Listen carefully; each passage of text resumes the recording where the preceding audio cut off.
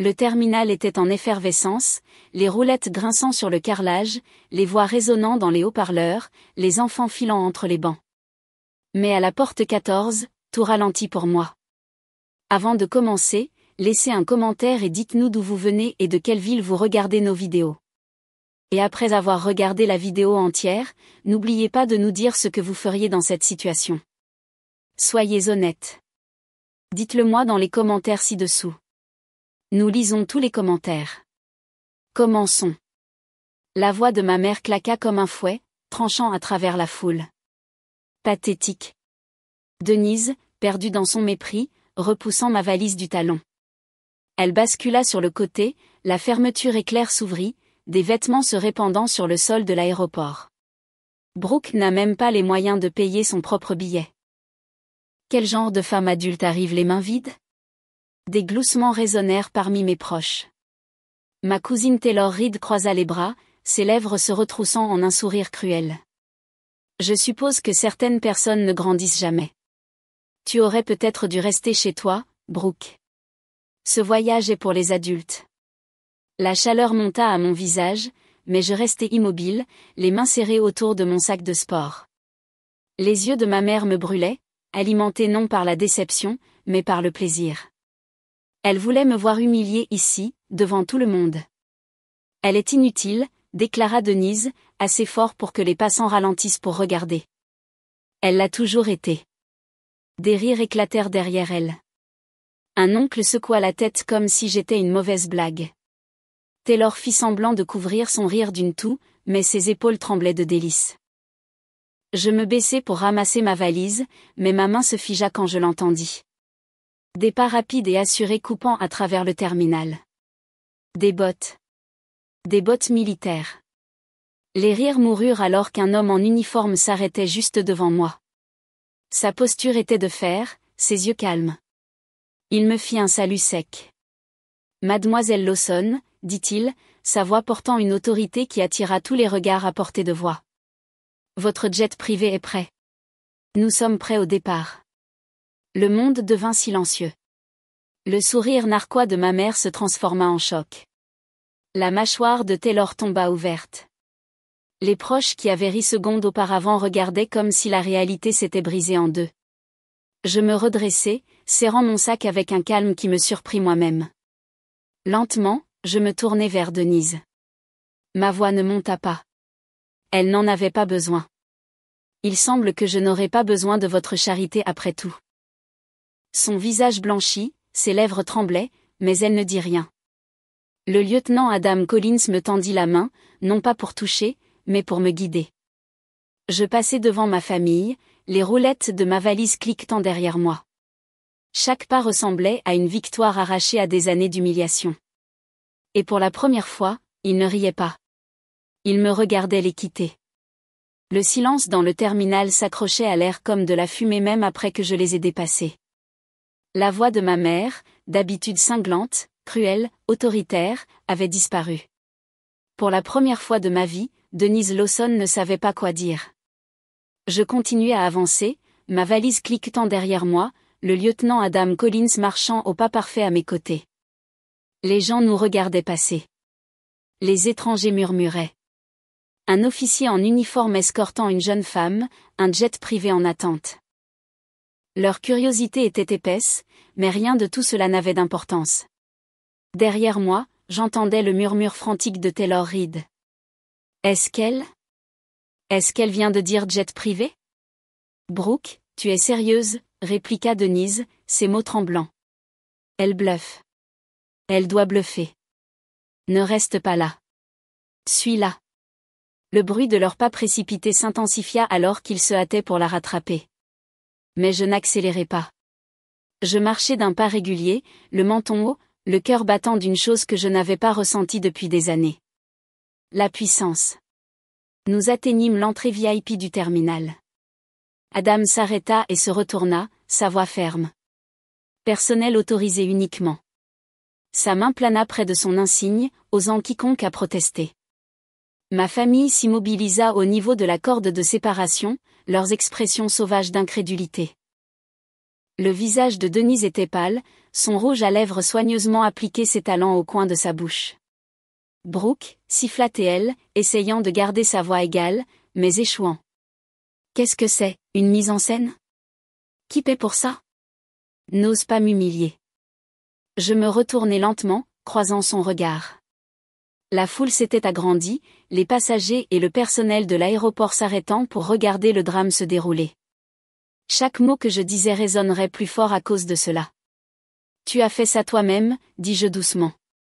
Chaque fois que tu m'as traité d'inutile. Chaque fois que tu t'es moqué de moi devant eux aujourd'hui, je jetai un coup d'œil à Taylor, puis de nouveau à ma mère. Tu viens de montrer au monde qui tu es vraiment. Les joues de Taylor rougirent, ses bras se croisèrent fermement sur sa poitrine. N'agis pas comme si tu étais meilleur que nous, Brooke. Un officier se présente et soudain, tu es quoi? De la royauté. La voix d'Adam coupa, basse mais autoritaire. Fais attention à ton ton. Le poids de ses paroles fit reculer Taylor d'un pas. Denise tenta de se rattraper, puisant dans son arme habituelle, le contrôle. Sa voix s'adoucit, tremblant d'une douceur qui avait toujours trompé les étrangers. Brooke, ma chérie, tu n'as pas besoin de faire de scène. Si tu avais eu ça tout ce temps, pourquoi ne nous l'as-tu pas dit? Nous sommes une famille. Ce mot, famille, se tordit comme un couteau. Je pris une inspiration, mes doigts se resserrant autour de la poignée de ma valise. Famille? Quand tu as jeté mes vêtements par terre devant des étrangers. Quand tu ris avec eux pendant que je me tenais là, humiliée, ma voix vacilla mais se renforça à chaque mot. La famille ne vous abaisse pas. Elle vous construit. Mais toi, tu n'as jamais voulu que je sois assez petite pour te contrôler. Son masque tomba. Pendant un instant, je vis une panique brute dans ses yeux. Elle ouvrit la bouche pour riposter, mais Adam s'avança, soulevant le cordon de velours. Mademoiselle Lawson, dit-il, ignorant complètement les autres. Votre jet vous attend. L'équipage est prêt. Des exclamations parcoururent les badauds. Les mains de Denise tremblaient alors qu'elle tendait la main, attrapant la corde.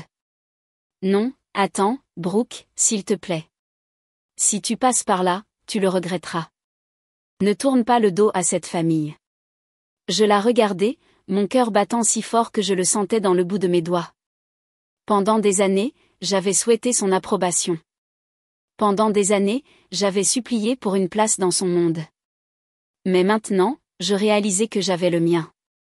Je laissai un long silence s'installer avant de répondre. Tu m'as déjà tourné le dos. Je ne fais que marcher. Et avec cela, je passai la corde.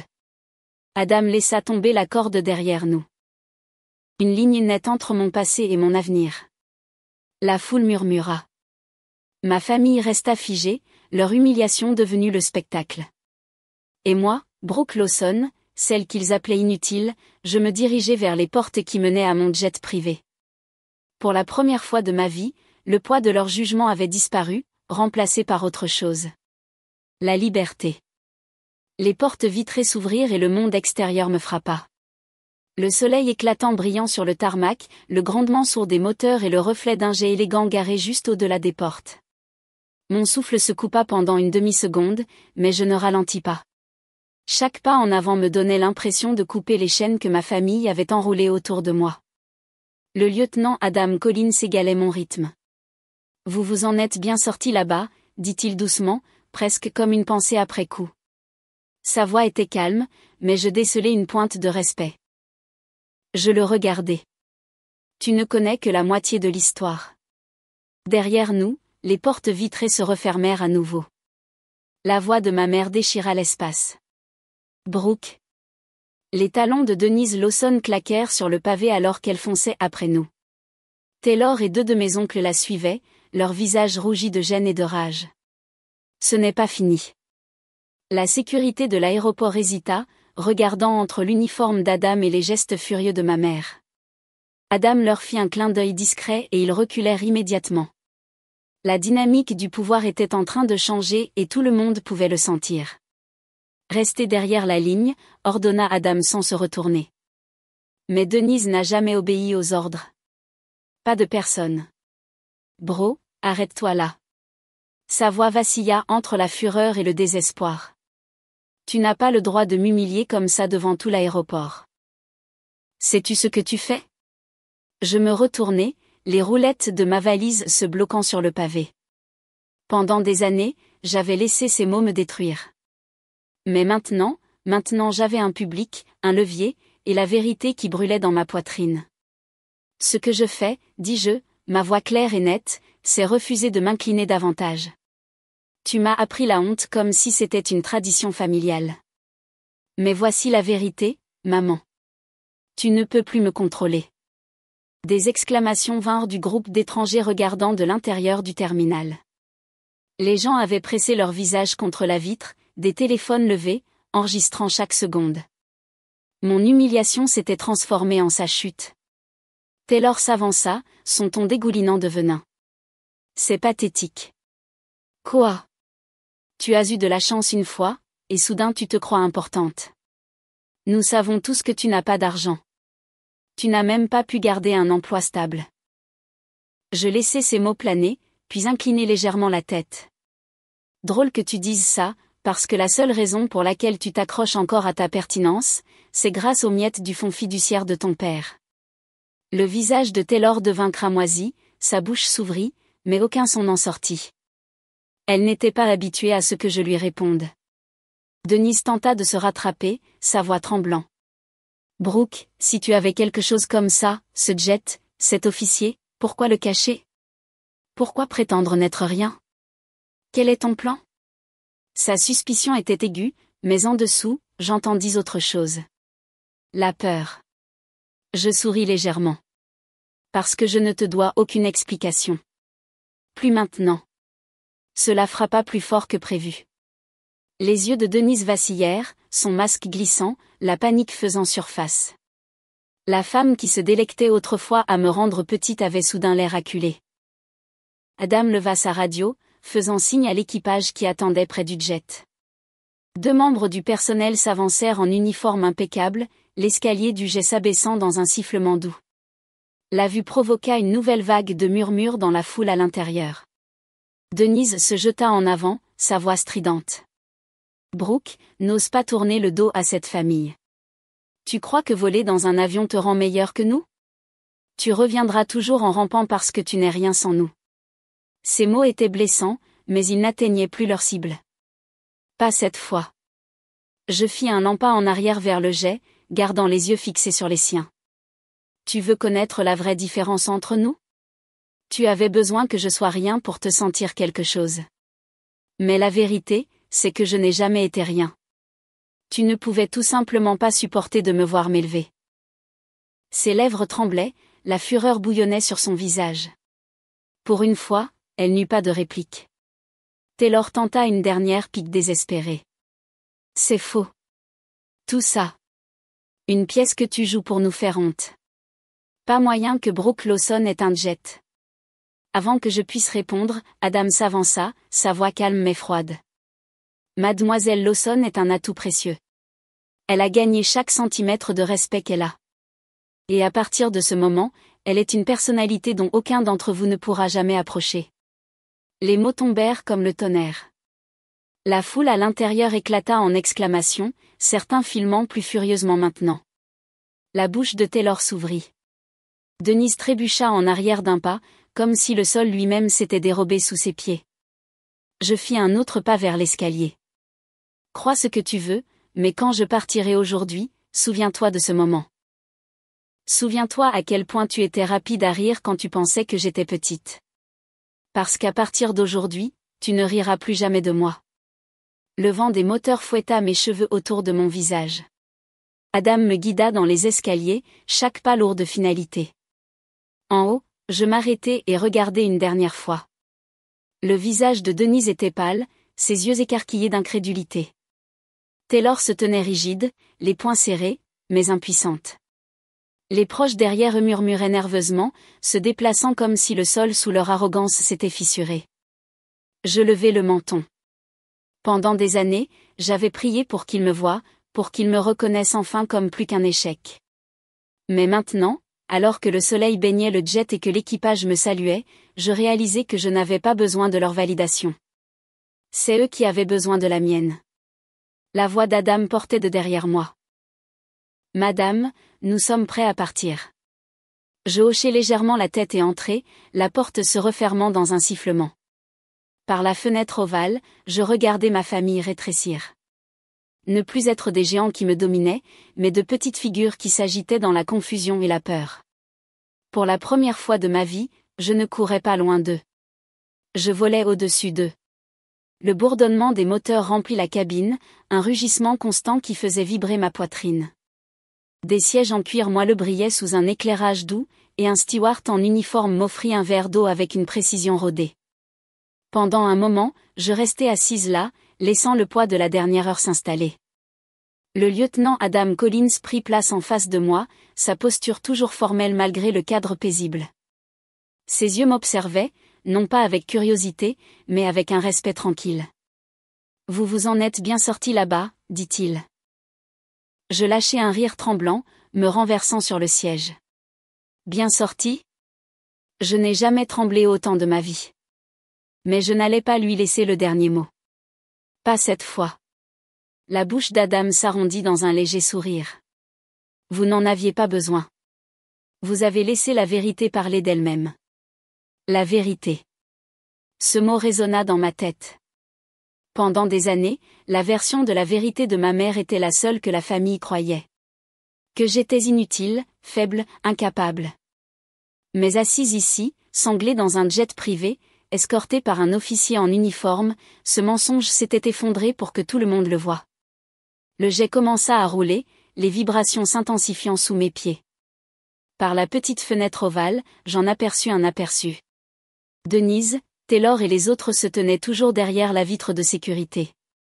La main de Denise était pressée contre elle, ses lèvres bougeaient furieusement, bien qu'aucun son ne pût m'atteindre. Et pour une fois, je me fichais de ce qu'elle avait à dire. Alors que l'avion décollait, ma poitrine se gonfla de quelque chose que je n'avais pas ressenti depuis des années. Ni la colère, ni la vengeance, quelque chose de plus fort, la liberté. Je me tournai vers Adam, ma voix plus basse maintenant. Ils vont passer le reste de leur vie à se demander comment je suis arrivé ici. Il hocha lentement la tête. Laissez-les se demander, mais si vous voulez me le dire, je vous écoute. J'hésitai, mes doigts traçant le bord de la coudoir. Le secret que j'avais porté n'était pas Tapa-Axen Graveleuil. Ce n'était pas un miracle de la nuit.